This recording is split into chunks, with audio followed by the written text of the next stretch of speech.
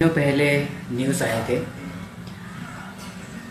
वहाँ पे बताया जा रहा है कि बहुत कुछ हमारे जनजाति त्रिपुरा के जनजाति के बारे में कुछ बहुत बताया जा रहा था। उन्होंने जो बुक्स पढ़ के बता रहा था कि इतना आए हुए हैं, पहले से हमारे त्रिपुरा में इतने लोग थे। तो फिर अभी यहाँ पे क्लियर करेंगे। अभी एक मेरे पास भी है बुक्स जो अभी पढ़ के सुनाऊँ। अब अगर इंडियन सिटीजनशिप होता तो आपको इतना डरने का ज़रूरत ही नहीं होता था। मुझे लगता है कि आप भी खुद बांग्लादेशी है, इसीलिए आप डर रहे हो, इसीलिए आप यहाँ वहाँ जाके प्रचार कर रहे हैं। अगर आप मान लो इंडियन सिटीजनशिप है, आपके पास सभी डॉक्यूमेंट होता तो आपको इतना डरने का ज़रूरत नहीं होता और आप इतना प्रचार करने का ज़रूरत भी नहीं पड़ते। इतने सारे लोग हैं त्रिपुरा में, जितना भी बाहर से आए हुए लोग हैं, लेकिन अभी लोग आवाज़ उठाते हैं आम्रा बांगाली करके। मुझे ये आम्रा बांगाली को हिंसा करने के लिए यहाँ पे नहीं बता रहा हो। जो आप बता रहे थे कि आप जो लोग बाहर से आए हुए हैं वो पहले से वहाँ का ही स्थानीय लोग बताते हैं, तो फिर लोग दुनिया जो बताते हैं वो तो सब झूठे होंगे। आपके हिसाब से सब झूठ बोल रहा होगा। सब ये जो जिसने भी लिखा है उसने भी सब झूठे बातें लिखा होगा। ये जो बुक्स में लिखा हुआ है ये हमारे लोगों ने नहीं लिखा, हमारे इंडियन ऑथराइज ने भी नहीं लिखा है। हमारे इंडियन का जो रविंद्रनाथ टैगोर है, चाहे बहुत बड़े बड़े राइटर्स लोग हैं, इन लोगों ने भी नहीं लिखा। बांग्लादेश से ही लिखा हुआ है, बांग्लादेश के सलाम आज़ाद। अभी ये आपकी वहाँ तक अगर ये वीडियो पहुँचते हैं तो फिर आप भी देख लीजिए। हिसाबे बांगाली ছিল 97% আর উপজাতি ছিল মাত্র 3%। এইবার 1900 আমরা জানি 49 সালে অক্টোবর মাসে ত্রিপুরা ভারতের সঙ্গে যুক্ত হয়। 1951 সালে প্রথম লোক গণনা শুরু হয় ভারতবর্ষে, তখন শুরু হয় ত্রিপুরাতেও। তখন থেকে প্রতি 10 বছর পর পর লোক গণনার যে হিসাব, এই হিসাবটাও এই বইয়ের মধ্যে আছে। এই হিসাবে আমরা দেখছি যে ত্রিপুরা ভারতের সঙ্গে যুক্ত হওয়ার পর 1951 সালের যে লোক গণনা, এতে দেখা যায় ত্রিপুরার মোট জনসংখ্যা 6,39,029 জন। এর মধ্যে বাঙালি ছিল 4,46,736 জন, আর উপজাতি ছিল 1,92,293 জন। বুঝতে পারলেন? बांग्लादेश के स्वतंत्रता संग्राम में भारत का योगदान, ये किताब है जो इस वक्त मैं आपको पढ़कर सुनाने वाला हूं। इसके लेखक बांग्लादेश के सलाम आजाद हैं। सलाम आजाद ने ये किताब भारत के लोगों को समर्पित की है। इस किताब में यह बताया गया है कि बांग्लादेश का निर्माण कैसे हुआ, क्यों हुआ, किन परिस्थितियों में हुआ और इसमें भारत का योगदान क्या है। जो इसके लेखक हैं सलाम आजाद, उन्होंने इस किताब में बांग्लादेश युद्ध में हिस्सा लेने वाले भारत के कई प्रमुख सैन्य अधिकारियों से बात की थी। सलाम आजाद ने उस वक्त भारत के कई केंद्रीय मंत्रियों से भी बात की और सलाम आजाद ने उन लोगों से भी बात की थी जो उस दौर में बांग्लादेश से आए शरणार्थियों के लिए काम कर रहे थे।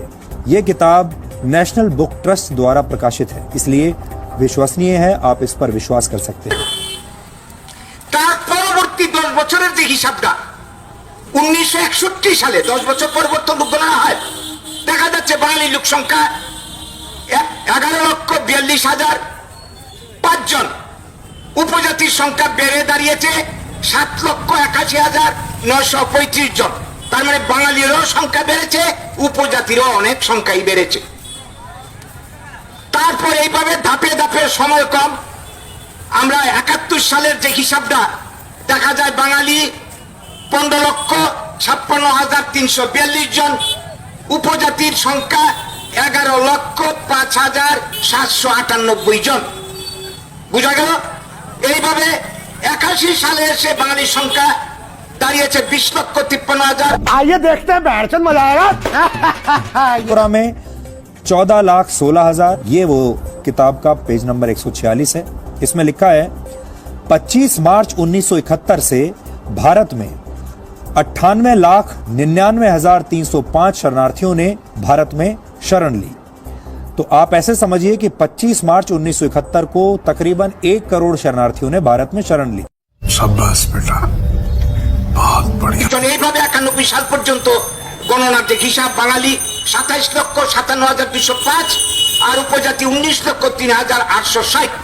তার মানে বাঙালি যেভাবে বেড়েছে উপজাতি বেড়েছে। তবে যেটা বলা হচ্ছে যে বাঙালি বৃদ্ধির হার বেশি, এই কথাটা একদম মিথ্যা কথা, एकदम मिथ्या कथा। कितने शरणार्थी आए कुल वो यहाँ लिखा है। पश्चिम बंगाल में 74,93,000 शरणार्थी आए थे। त्रिपुरा में 14,16,000, मेघालय में 6,67,000। আমি অঙ্কের শিক্ষক, আপনারা আমাকে চিনেন ভালো করে। আমি সারা জীবন স্কুল অঙ্ক পড়িয়েছি, বিজ্ঞান পড়িয়েছি। আমি একটা পার্সেন্টেজ বের করেছি, কারণ এরা এই সমস্ত মিথ্যা কথা বলতে বলতে বাঙালিকে ব্রেনটা প্যারালাইজ করে দিয়েছে, যা বলে তাই বিশ্বাস করে। হিসাবে দেখা গেছে, পার্সেন্টেজের হিসাবে দেখা গেছে যে 1971 সালে এরা দাবি করছে 24 मार्च। अब उसका ब्रेकअप देखिए, ये टेबल देखिए। 25 मार्च से 15 दिसंबर 1971 तक शरणार्थियों का आना, राज्यों का नाम लिखा है और कितने शरणार्थी आए कुल वो यहां लिखा है। पश्चिम बंगाल में 74,93,000 शरणार्थी आए थे उस वक्त। इस किताब के पेज नंबर 146 पर एक लिस्ट छपी है जिसमें यह बताया गया है कि भारत के किस किस राज्य में कितने शरणार्थी थे। देखिए अब मैं आपको वो लिस्ट बताता हूं। असम में, ध्यान देने वाली बात, क्योंकि आज हम असम की बात कर रहे हैं, असम में 3,12,713 शरणार्थी आए थे 15 दिसंबर 1971 तक। अब जो आंकड़ा हम आपके सामने पेश कर रहे हैं और जो सवाल है वो ये है कि अगर 15 दिसंबर 1971 को 3,12,000 शरणार्थी थे असम में, तो आज 2018 में यानी 47 साल में इनकी संख्या 40 लाख के पार चली गई है। इस आंकड़े के मुताबिक असम में 15 दिसंबर 2071 तक 3 लाख से ज्यादा बांग्लादेशी शरणार्थी मौजूद थे और आज जो फाइनल ड्राफ्ट आया है उसमें असम में रहने वाले 40 लाख लोगों के नाम नहीं है। ये आंकड़ा ये साबित करता है कि वर्ष 1971 का युद्ध खत्म होने के बाद भी असम में लगातार बांग्लादेश से घुसपैठ होती रही। जो आंकड़ा 1971 में 3,12,000 था वो अब 40 लाख पहुंच चुका है। এরা বলতে চাইছে এরপরে বাঙালি এসে ভর্তি হয়ে গেছে, উপজাতির জায়গা জমি দখল করছে, তাদের ব্যবসা চাকরি দখল করছে। আর আসলে বাঙালির কারণে এরা লেখাপড়া শিখেছে, বাঙালির কাছ থেকে লেখাপড়া শিখেছে, বাঙালির কাছ থেকে পোশাক পরিচ্ছদ পড়তে শিখেছে, রান্না বান্না শিখেছে, ব্যবসা শিখেছে, এখন চাকরি করছে। অনেক উন্নয়ন হয়েছে, আনন্দের বিষয়, কিন্তু এটা এরা স্বীকারই করতে রাজি না। এরা বলছে বাঙালি বলে ওদেরকে শুধু ঠগিয়েছে। এই কথা হচ্ছে মিথ্যা। হ্যাঁ, দেখুন হিসাবটা কি। দেখা গেছে 1951 সাল প্রথম লোক গণনা। 51 সালের পর 51 থেকে 61 বাঙালি বৃদ্ধি পেল কত আমি দেখালাম একটু আগে। পার্সেন্টেজ হিসাবে বাঙালির বৃদ্ধির হার 38.44%। সেই জায়গায় উপজাতির বৃদ্ধির হার 46.6%। কি বললাম আমি যেটা বললাম যে 51 সাল থেকে 61 সাল এরা যে বলছে বাঙালি বেশি আছে, এই কথাটা ভুল। পরিসংখ্যান বলে দিচ্ছে, এটা আমার কথা না। क्योंकि अगर ये मान भी लिया जाए कि बांग्लादेश युद्ध के दौरान भारत आए 3 लाख शरणार्थी वापस नहीं गए, तो भी ये आबादी 40 लाख नहीं हो सकती है, क्योंकि 47 साल में 3 लाख लोगों की आबादी बढ़कर 40 लाख होने का मतलब है 1233% की जनसंख्या वृद्धि। फिर से सुन लीजिए, 1000% की जनसंख्या वृद्धि है ये, यानी हर साल 26% की जनसंख्या वृद्धि, जो कि असंभव सी बात है। जबकि बांग्लादेश के घुसपैठिए अगर चाहें तो असम में बड़े आराम से आकर रह भी सकते हैं और आपके हिस्से के संसाधनों का इस्तेमाल भी कर सकते हैं। और ऐसे लोगों को हमारे ही देश के कुछ नेता बचा भी रहे हैं। ये बात जम्मू बहुत कश्मीर दुखद में है। धारा 370 लागू है, जिसकी वजह से भारत के किसी दूसरे हिस्से का व्यक्ति जम्मू कश्मीर में नहीं बस सकता। वो वहां जमीन नहीं खरीद सकता और सरकारी नौकरी भी नहीं पा सकता। लेकिन असम में किसी दूसरे देश का व्यक्ति घुसपैठिया बनकर आ भी सकता है, रह भी सकता है, आराम से नौकरी भी पा सकता है और वहां के बहुत सारे दस्तावेज भी हासिल कर सकता है, क्योंकि घुसपैठियों को देश की सरकारों ने, देश के नेताओं ने अपनी सुविधा के अनुसार वोट बैंक बना लिया है। कुल मिलाकर आप और हम जो टैक्स देते हैं वो पैसा इन अवैध शरणार्थियों पर उड़ाया जा रहा है। भारत में अतिथि देवो भव की परंपरा रही है, लेकिन अतिथि भी कुछ दिनों के लिए ही अच्छे लगते हैं। जब अतिथि आपके घर पर कब्जा करके बैठ जाए और आपके हिस्से का खाना भी खाने लगे तो हर किसी को तकलीफ होती है, क्योंकि आप अपना पेट काटकर कुछ दिन या कुछ महीनों के लिए मेहमान को खिला तो सकते हैं, लेकिन हमेशा के लिए नहीं। और फिर अगर स्थिति ऐसी हो कि आपके खुद के पास ही अगर खाने के लिए नहीं है, आपकी खुद की हालत इतनी खराब है, तो आप बाहर से आए व्यक्ति के लिए क्या कर पाएंगे। इसलिए इस मुद्दे को हिंदू मुसलमान का मुद्दा मत समझिए, इस मुद्दे को देश की सुरक्षा का मुद्दा समझिए और इसे राजनीति से ऊपर रखने की जरूरत है। और इसीलिए आज ये पूरा डीएनए टेस्ट हमने आपके लिए किया। हम जानते हैं आप में से ज्यादातर लोग असम में नहीं रहते और आपको ये लगता होगा कि आपको इससे क्या लेना देना, लेकिन ये एक राज्य का मुद्दा नहीं है, ये राष्ट्रीय मुद्दा है। পূর্ববঙ্গ থেকে তৎকালীন পূর্ব পাকিস্তান বা বর্তমান বাংলাদেশ থেকে না এসেছে, আমরা সত্যকে অস্বীকার করি না। কেন এসেছে, কতজন এসেছে, সরকারের খাতায় হিসাব আছে, এই হিসাবটা আমি দিলাম। ये किताब नेशनल बुक ट्रस्ट द्वारा प्रकाशित है, इसलिए विश्वसनीय है, आप इस पर विश्वास कर सकते हैं। इस किताब के पेज नंबर 146 पर एक लिस्ट छपी है जिसमें यह बताया गया है कि भारत के किस किस राज्य में कितने शरणार्थी थे। देखिए अब मैं आपको वो लिस्ट बताता हूं। ये वो किताब का पेज नंबर 146 है। इसमें लिखा है 25 मार्च 1971 से भारत में 98,99,305 शरणार्थियों ने भारत में शरण ली। तो आप ऐसे समझिए कि 25 मार्च 1971 को तकरीबन 1 करोड़ शरणार्थियों ने भारत में शरण ली थी। अब उसका ब्रेकअप देखिए, ये टेबल देखिए। 25 मार्च से 15 दिसंबर 1971 तक शरणार्थियों का आना, राज्यों का नाम लिखा है और कितने शरणार्थी आए कुल वो यहां लिखा है। पश्चिम बंगाल में 74,93,000 शरणार्थी आए थे। त्रिपुरा में 14,16,000, मेघालय में 6,67,000, असम में, ध्यान देने वाली बात क्योंकि आज हम असम की बात कर रहे हैं, असम में 3,12,713 शरणार्थी आए थे 15 दिसंबर 1971 तक। এসেছে সেইখানের পরিস্থিতির জন্য ধর্ম, মান, ইজ্জত, প্রাণ রক্ষার তাগিদে। এর জন্য তো পাবলিকের কোনো দোষ নেই। দোষ যারা দেশ ভাগ করেছিল, বাংলা ভাগ করেছিল তাদের। আজকে সাধারণ মানুষকে কেন দোষারোপ করা হচ্ছে? সেই সঙ্গে যেটা বলতে চাই, শুধু বাঙালি যারা এসেছে তা কোথাকার মানুষ? তারা কি চীনের মানুষ, রাশিয়ার মানুষ, না আমেরিকার থেকে এসছে? না তো, তারা এসছে ওই যে মেঘনার পূর্ব পারের মানুষ, মানে আগের ত্রিপুরার মানুষ, ওই ত্রিপুরাতে এসেছে। তাইলে তারা তো কোনো দুষ্কর নাই। পাশাপাশি বাঙালিরা যেমন এসেছে, আজকে বাঙালিদেরকে দাগিয়ে দেওয়া হচ্ছে এরা এরা বিদেশি, এরা বহিরাগত, এরা বাংলাদেশি। চাকমারা আসে নাই বাংলাদেশ থেকে, মগরা আসে নাই বাংলাদেশ থেকে। কি বলবেন আপনারা? নাইলে উপজাতির সংখ্যা বাড়ে কেন? বাঙালি যেমন বাড়ছে সংখ্যায়, উপজাতির সংখ্যাটা বাড়লো কেন? বাঙালির থেকে আরো বাড়ছে। রিয়াংরা আসে নাই মিজোরাম থেকে কদিন আগে? এসেছে কিনা? কই, তাদেরকে তো বহিরাগত কেউ বলে না, তাদেরকে অনুপ্রবেশকারী কেউ বলছে না। তাদের জামাই আদর করে 600 কোটি টাকা দিয়ে তাদেরকে এই দেশে পুনর্বাসন দেওয়া হলো, আর বাঙালিকে বলছে অনুপ্রবেশকারী, বিদেশি। তাদেরকে খেদিয়ে দাও, পিঠের চামড়া তুলো। মন্ত্রী হয়ে, মন্ত্রিসভার একজন ব্যক্তি এই কথা বলতে পারে? বিজেপি দলের সঙ্গে এরা একত্রে ক্ষমতায় আছে, বিজেপি একটা শব্দ নাই, তার মানে কি এরা সমর্থন করে? এটা পরিষ্কার। এরা যে হিন্দুত্ববাদীর দল করে, আমরা যারা হিন্দু বাঙালি আমরা এই আইনের আওতায় পড়ি কিনা? আইনের আওতায় পড়ি কিনা?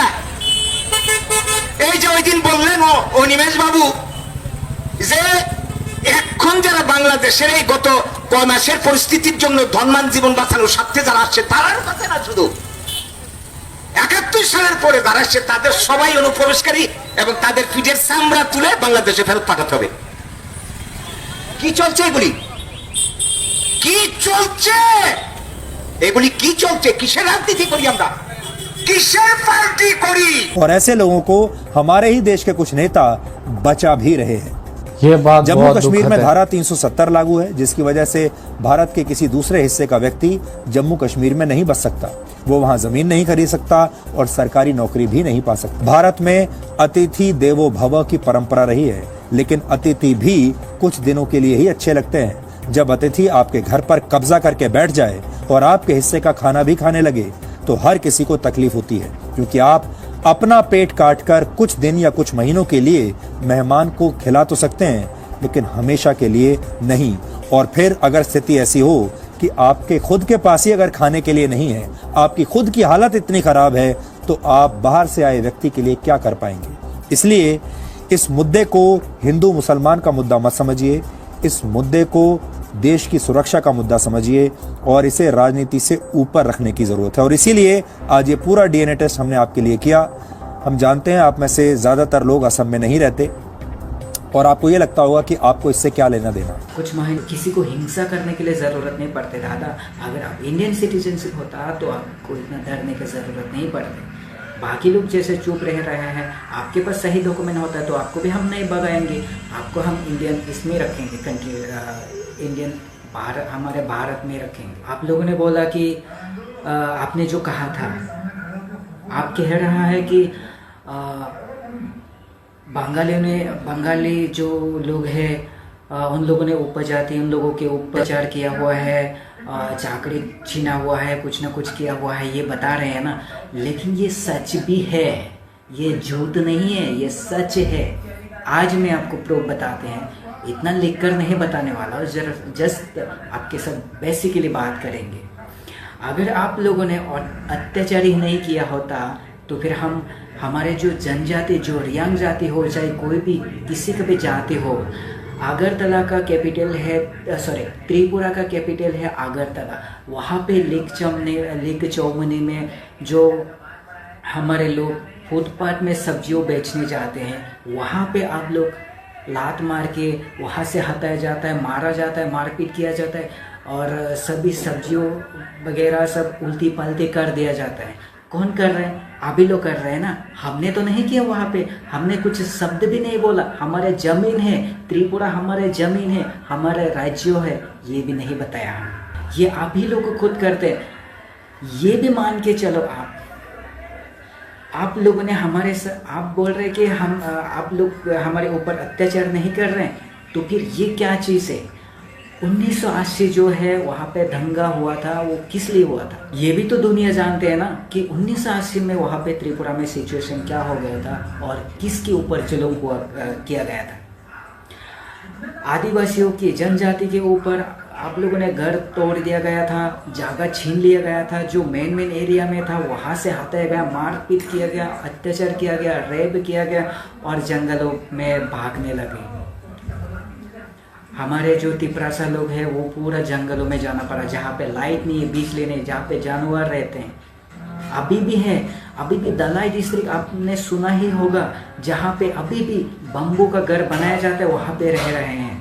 वहाँ पे अभी तक कुछ जगहों में तो लाइट नहीं है, बिजली नहीं है, केरोसिन का बत्ती से लोग रहते हैं, पढ़ाई करते हैं। मैंने खुद केरोसिन का से जो जलती है बत्ती, उसी से मैंने पढ़ाई भी की है। उस वक्त कितना जनजाति के ऊपर अत्याचार हुआ है वो आप सभी को पता है। कुछ आप लोगों का स्टेट का, आप लोग जो बाहर से आए हुए लोगों को भी ये घटना मालूम है कि आप लोगों का लोग भी मर गए थे उस टाइम पे, कुछ बंगालियों मर गए, कुछ हमारे भी मर गए थे। लेकिन कारण क्यों हुआ था? आप लोग कहते हैं कि हिंदू पहाड़े भाई भाई, किस एंगल से भाई भाई लग रहे हैं आपको? शकल तो मिले जुले हुए तो है ही नहीं, मिल कैसे रहे? ठीक है, आप लोग खुद ही बोलते हैं कि बंगाली पहाड़े भाई भाई। चाहे अगरतला सिटी हो, त्रिपुरा का अगरतला सिटी हो, धर्मनगर सिटी हो, कुमारगढ़ सिटी हो या बिलोनिया कैलाश, चाहे कहीं पे भी हो, किसी सिटी में भी हो, आप लोगों सिर्फ आप ही लोग हैं। हमारे लोग वहाँ पे कोई भी नहीं है, कोई भी नहीं है कि मतलब ऐसा नहीं बोल रहा हूँ कि वहाँ पे हमारे लोग था ही नहीं। ये बोलना चाह रहा हूँ मैं वहाँ पे कि सभी बिजनेस, गाड़ी चलाने वाले, बाइक चलाने वाले, बिजनेस करने वाले, छोटे छोटे से लेकर बड़े बिल्डिंग सब आप ही लोग हैं। अगरतला सिटी में भी आपने गए होंगे, आप क्योंकि नेता है वहाँ के, आपको तो सब मालूम ही होगा। अगरतला सिटी में कौन है सबसे ज़्यादा? आप ही लोग हैं। दुकान चलाने से लेकर, बिजनेस चलाने से लेकर, बिल्डिंग बड़ा बनाने तक आप ही लोग हैं। हमारे लोग कहाँ पे रहता है? जंगलों में रहता है। क्यों? क्योंकि आप लोग ने छीना गया था। अभी भी कुछ जगह हमारा भी है, आज जो जहाँ पे आप लोगों का कास्ट रहते हैं वहाँ पे हमारा भी जगह है। अभी तक हम वहाँ पे भी नहीं जा सकते, ले नहीं सकते, लेकिन आप लोग भी वही जगह, उस जगह को नाम करा के नहीं ले पा रहे। 1980 साल जो था उसका वीडियो, उसका डिटेल्स में एक दिन बताना होगा। अभी मेरे पास इतना टाइम नहीं है, इसकी वजह से मैं आप लोगों से इतना बात नहीं कर सकते हैं। मतलब मैं इतना एक्सप्लेन नहीं देने वाला हुआ यहाँ पे। जो सच्चाई है, जो रियलिटी है, वही बता रहा हूँ। 1980 में भी कौन था? सिर्फ आप ही लोग ही थे। आपने खुद बोला भी है कि उपजाति का लोग 1 लाख कुछ तो बता रहा था ना, और आप लोगों का कितना बता रहे? 4 लाख के आसपास बता रहे। तो फिर ज़्यादा कौन? आप बोल रहे हैं कि वहाँ का जो 4 लाख आप लोगों का कास्ट जो है वही त्रिपुरा का स्थानीय लोग बता रहा है। तो फिर 184 जो राजा लोग थे, राज किया था वहाँ पे, तो फिर वो लोग कहाँ, कौन है फिर? इतना ही आप लोगों का संख्या ज़्यादा है, आप लोग वहाँ का स्थानीय होता तो फिर हमारे लोग राजा क्यों बन गए वहाँ? ये क्या है? निर्महल, राजबाड़ी, उजयंत प्लेस, ये सब क्या है फिर? तो फिर आप ही लोगों का नाम होना चाहिए ना वहाँ पे, सब अभी का नाम होना चाहिए। वहाँ पे भी अभी सिर्फ ये राजबाड़ी, उज्जैन प्लेस, कुछ ना कुछ जो है अभी का निर्महल, वो सिर्फ नाम सिर्फ हमारा है, लेकिन चला कौन रहा है? सिर्फ आप लोग। अगरतला सिटी में भी आपने खुद बोला भी था कि बंगाली लोग आने के बाद हम पढ़े लिखे किए हैं, हम एडुकेटेड पर्सन बना है। हाँ, मैं मानता हूँ, ये तो है, ये सच्चे है। ये आप लोग आने के बाद ही एडुकेटेड तो हुआ है। तो फिर पहले कौन आए थे? फिर आप ही लोग हैं ना, मतलब सॉरी, बाद में आए कौन? आप ही लोग। हम तो अनपढ़ लोग वहाँ पे थे पहले से। राजा महाराजाओं ने हमको जो भी चला रहे थे, वही उसी से हम जिंदगी जी रहा था। लेकिन आप लोग आने के बाद तो इतना सब बिगड़ गया। वैसा तो आप लोग आने के बाद बिगड़ नहीं गया हो, एक्चुअली राजा मर गए थे तब से ये बिगड़ गए। अगर राजा पहले का होता तो ये सिचुएशन आज नहीं बनती। तो आप ये बुक्स पलट के इतना लेक्चरल दे रहा है ना, ये लेक्चरल भी मैं दिखाऊंगा आपको। आप लोग आने के बाद हमारे जनजाति शिक्षित तो हुआ है, तो एडुकेटेड पर्सन बना है। 1980 साल में हमारे लोग था क्या? नहीं है ना। पुलिस में भी हमारे लोग नहीं है, हर चीज़ों में हमारे लोग नहीं है, सब अभी लोगों का ये है, आप ही लोग हैं वहाँ पे। अगर होता भी होगा तो फिर 1980 साल में जितना भी दंगा हुआ था उस टाइम पे हमारे लोगों को क्या किया था? जो पुलिस में था, 1-2 लोग कोई भी हो, उन लोगों के बंदूक छीन के अलग जगहों में ऐसे बंदी करके रखा गया था, और अब लोग टॉर्चर करने निकला, पहाड़ियों को, मतलब जनजाति लोगों को जगह छीनने के लिए निकला, किसी को मर्डर किया, किसको, उसका कोई भी आंसर आता पता नहीं है।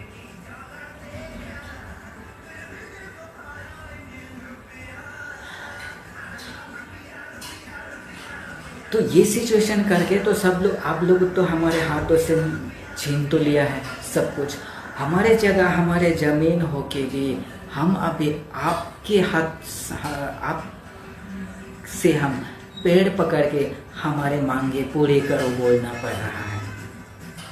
जो अभी हमारे आपके लैंग्वेज को हम पढ़ना पड़ रहे हैं, आपके लैंग्वेज को हम पढ़ना पड़ता है। हमारे जो अल्फ़ाबेट तो वो तो नाम निशाना भी नहीं है, हमारे अल्फ़ाबेट बनाने के लिए भी आपसे हम रिक्वेस्ट मांगना पड़ता है। जो कॉकबोरोक भाषा को कुछ दिनों पहले रैली किया गया था, उसका आवाज़ उठाया गया कि कॉकबोरोक भाषा से पढ़ाई करने के लिए कुछ लोग आवाज़ उठाए थे, वहाँ पे भी आप लोग स्वीकार नहीं किया है। तो फिर आप मान लो, देखो फिर सिचुएशन क्या हो रहा है वहाँ पे। हम अपना ज़मीन हो के भी, हम स्थानीय लोग हो के भी आपसे हम भीख मांगना पड़ रहा है। त्रिपुरा लैंड आज क्यों मांगना पड़ रहा है? क्योंकि हमें तकलीफ थी आप लोगों से। जहाँ हमारा जगह है, ज़मीन है, वहाँ पे हमें कुछ स्थायी मतलब हमारे नियम कानून कुछ था ही नहीं। सिर्फ आप लोग जो कहते हैं वही हम सुनना है, वो आप लोग जो बोलते हैं वही हम करना है। क्योंकि आप ही के जो बाहर से आए हुए लोग हैं, कुछ लोगों ने बताया भी है। एक दोस्त मेरा कलकत्ता का था, उन्होंने पूछा था उनको कि कॉलेज के टाइम पे कि तुम लोग ऐसा क्यों दिखता है, जैसा कि नाक लंबा, ये ऐसा क्यों दिखता है, और वो लोग तो ये चाइनीज़ जापान जैसा दिखता है, तुम लोग ऐसा क्यों नहीं दिखता है? तो उन्होंने क्या कहा था, जो आपके लोग हैं क्या कहा था पता है? नहीं, हम एक्चुअली बाहर से था, हम बांग्लादेश से आए हुए हैं। हम तो नहीं आए, लेकिन हमारा दादा परदादा था, आए थे, तब से हम यहाँ पे हैं। और वो लोग जो जनजाति है, जो ये ट्राइबल लोग हैं, जो हम कहते हैं, जो हम बोलते हैं वही करना पड़ता है। और हम उन लोगों को साइड में जंगलों में रखते हैं, वो लोग सिटी साइड में उन लोगों को रखने नहीं देता है। तो सुना है ना, टॉर्चर कौन कर रहा है? आप भी कल लोग टॉर्चर कर रहा है या हम आप लोगों को टॉर्चर कर रहा है? हर सिटी में भी सिर्फ आप भी लोगों का ही है। अगर हमने अगरतला सिटी या तेलियामुरा सिटी या कहीं किसी सिटी में भी अगर हम बिजनेस करने भी जाते हैं, तो आप लोगों से हमारा दिक्कत आते हैं। आप लोग वहाँ पे कुछ ना कुछ किया जाएगा, मर्डर किया जाएगा, टॉर्चर किया जाएगा, हटाया जाएगा, नहीं तो मारा जाएगा। ये सच रियल है, ये घटना होता भी है। तो फिर हम क्यों त्रिपुरा लैंड क्यों नहीं मांगना था? आज जितना भी हमारे लोग पहचान भी हुआ है कि आप लोगों ने पहचान करवा पाया अभी तक। आप ही लोग जब इंडिया पाकिस्तान डिवाइडेड होने के बाद जितना आप लोग आए हैं, आने के बाद CPIM को कांग्रेस, पहले तो कांग्रेस में था, उसके बाद CPIM बन गया था। CPIM के होने 25 साल राज्य के CPIM ने त्रिपुरा में। तो वो लोग कौन थे? आप ही लोग था। CM कौन था? आप ही कई लोग हैं। तो फिर वहाँ पे सिचुएशन क्या हुआ? हमारा त्रिपुरा स्टेट को कोई पहचान तक नहीं है। हाँ, इतना मालूम है कि त्रिपुरा का CM कौन है, इतना ही दुनिया को पता है।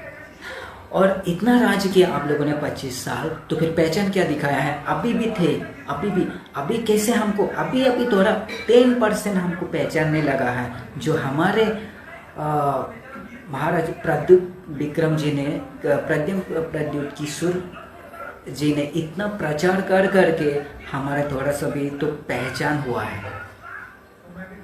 कुछ लोग हमारे स्टेट को अभी पहचानने लगे। 25 साल राज्य करने के बाद हमारा स्टेट को पहचान नहीं दिखा पाया है, हमारे लोगों को पहचान नहीं पाया है। आज हमारे लोगों को चाइनीज़, नेपालीज, जापानीज करके कुछ लोग पहचानते। अभी भी सिचुएशन यही होता है। कुछ लोग हमें पूछते हैं कि भाई आप कहाँ से हैं? हम बोलते हैं त्रिपुरा से। तो वो लोग क्या कहते हैं पता है? त्रिपुरा कहाँ है? त्रिपुरा हमारे स्टेट, हमारे इंडिया में आते हैं क्या? हमारा इंडियन का जो पैसा है वो तुम्हारा त्रिपुरा उसमें चलते हैं क्या? ऐसा ही है क्या पैसा? सेम है क्या? आसाम, मिजोरम, मणिपुर, नागालैंड, छोटे बाकी सभी राज्यों को जानते हैं, लेकिन त्रिपुरा स्टेट को नहीं जानते। किस लिए? कारण अभी लोगों की वजह से वो है ना, क्योंकि आप लोगों ने पहचान दिखाई कहाँ? आपके खुद का फ्यूचर के लिए सोचते हैं, खुद का पेट के लिए सोचते हैं, खुद का पेट पालने के लिए सोचते हैं। अभी मैं जब छोटे थे तब मुझे मालूम था, जब CPIM के राज था तब क्या दिया जाता है, छोटा मोटा घर दिया जाता है, वो भी किसी को देता है किसी को नहीं देता है, और वो तो खाने में से निकल जाते हैं। आप लोग नेता छोटा मोटा लोग वो लोग उसमें डिवाइडेड करते करते करते खा के हमारे छोटे मोटे गाँव में से 10 रुपया निकल जाता है, पहुँच जाता है। तो 10 रुपया में भी से एक रुपया पहुँचना मुश्किल होता है। इतना सिचुएशन होता है कि हमारे त्रिपुरा में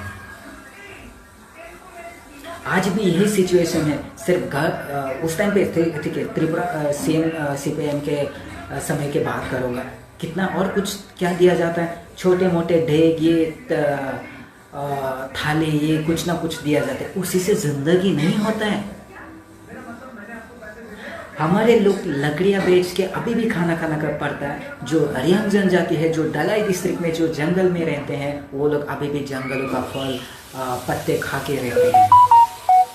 कभी एक दिन मौका मिलेगा ना तो मैं दिखाऊंगा।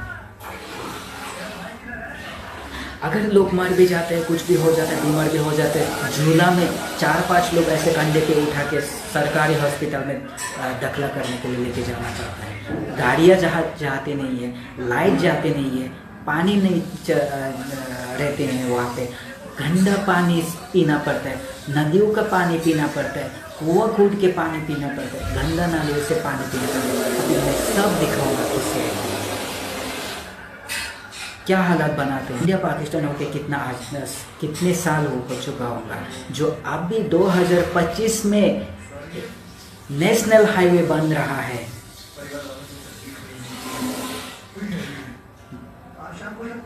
जिसको लोग पहचानते हैं आसाम अगरतला रोड के नाम से पहचानते हैं। अभी रिसेंटली चालू है नेशनल हाईवे बनने में, पहले भी है, लेकिन एक ही रास्ता सिंगल रास्तों में से 2 गाड़ियां जाना मुश्किल होता है, उसी को नेशनल हाईवे कहा जाता है। पहचान क्या थे, कुछ भी तो नहीं है, तो वो सब टॉर्चर नहीं है तो और क्या है। अभी रिसेंटली कुछ सालों पहले वहां पे ब्लड, अरे रक्त तो मालूम तो होगा ना, ब्लड, उसको ढूंढने के लिए मुझे 1 दिन समय लगा। बाहर का राज्यों में जाके देखा है आपने कभी, क्यों हमारे त्रिपुरा लोग अगर बीमार होते हैं तो चेन्नई क्यों भागना पड़ता है, हैदराबाद क्यों भागना पड़ता है, सिलचर में क्यों जाना पड़ता है? क्योंकि आप लोगों ने सिर्फ खुद का पेट पालने के लिए सोचते हैं, दूसरे के लिए नहीं सोचते, और डेवलप करने के लिए कोई नहीं सोचते हैं। आप ये भी देखो, हमारे त्रिपुरा में कितने प्राइवेट हॉस्पिटल थे, 1 या 2 या 3 या 4। इतना भी तो छोटा राज्य नहीं है, उससे तो छोटा गोवा है। लोग उसको जानते हैं, लोग घूमने जाते हैं वहाँ पे, देखने जाते हैं, लेकिन त्रिपुरा को आता पता ही नहीं है। वीज़ा लगते हैं क्या, पासपोर्ट लगते हैं क्या, हमारे इंडियन करेंसी त्रिपुरा में चलती है क्या, यही लोग पूछते हैं। तो यही आप लोगों ने इज्जत दिया है, क्या बताओ। इतना जो लेक्चर दिया है, ये लेक्चर देने से ना कुछ नहीं होता है दादा। मतलब कि आप बांग्लादेशी हो तभी तो आप इतना प्रचार कर रहे हैं। क्या सच है क्या झूठ है, ये वीडियो आप ही देख लीजिए।